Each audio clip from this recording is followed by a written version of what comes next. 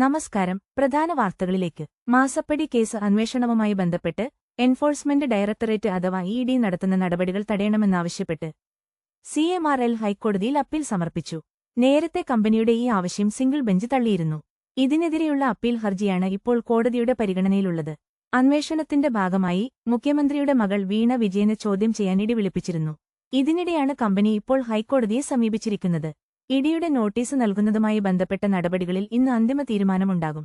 അതേസമയം റെയ്ഡിൽ കണ്ടെടുത്ത ഡയറിയുമായി ബന്ധപ്പെട്ട തെളിവ് ശേഖരണം ഇ.ഡി. കൂടുതൽ ഊർജിതമാക്കിയിട്ടുണ്ട്. ഡയറിയിലുള്ള മറ്റ് പ്രമുഖരുടെ പേരുകളെ കേന്ദ്രീകരിച്ചും അന്വേഷണം പുരോഗമിക്കുകയാണ്. കൂടാതെ 2019 അവസാനിപ്പിച്ച വീണ വിജയന്റെ അബുദാബി ബാങ്ക് അക്കൗണ്ടും ഇഡിയുടെ അന്വേഷണ പരിധിയിൽ ഉൾപ്പെടുത്തിയിട്ടുണ്ട്. ഈ അക്കൗണ്ട് വഴിയുണ്ടായ സാമ്പത്തിക ഇടപാടുകൾ ഇഡി വിശദമായി പരിശോധിക്കും. മുൻപ് നടത്തിയ റെയ്ഡിന്റെ ഭാഗമായി ലഭിച്ച വിവരങ്ങളും കേസിൽ ഏറെ നിർണായകമാകും. ഈ വാർത്തയെക്കുറിച്ചുള്ള നിങ്ങളുടെ അഭിപ്രായങ്ങൾ കമന്റായി രേഖപ്പെടുത്തുമല്ലോ. കൂടുതൽ കൃത്യതയുള്ള വാർത്തകളും തത്സമയ അപ്ഡേറ്റുകളും അറിയാൻ ഞങ്ങളുടെ ചാനൽ സബ്സ്ക്രൈബ് ചെയ്യാനും കൂടെ കൂട്ടാനും മറക്കല്ലേ. നന്ദി, നമസ്കാരം.